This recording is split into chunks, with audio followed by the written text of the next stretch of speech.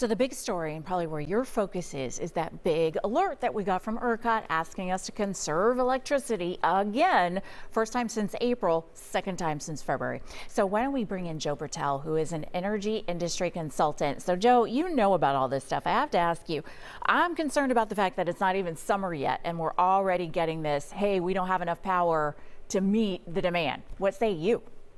Well, you should be.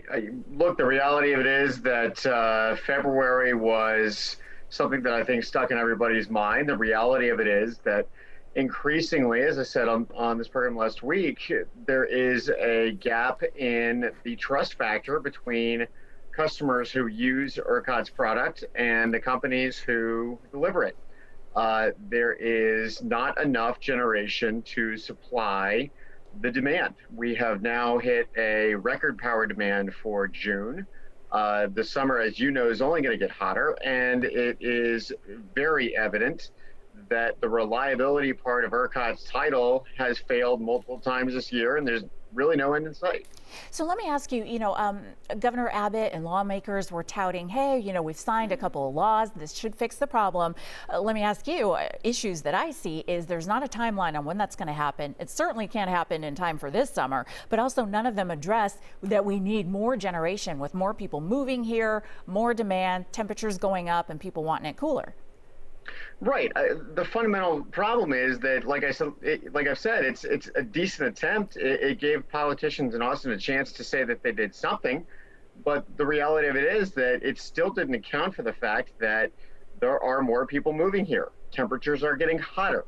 The demand on the grid is ever greater, and it makes you pause, Lena, to consider what happens as the years go by and we continue to transition to a decarbonized, electrified economy. If we don't seriously take some initiative here, there's going to be a problem. And look, I mean, for utility companies in the state of Texas, the relationship between their customers and their company has always ended at the light switch.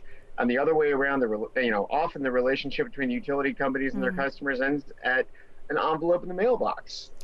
There is increasingly incentive for customers at utilities to go look into a Tesla Powerwall, to go look at another way of powering their homes, because it is increasingly evident to customers, to corporate users, et cetera, that ERCOT is just not up to the.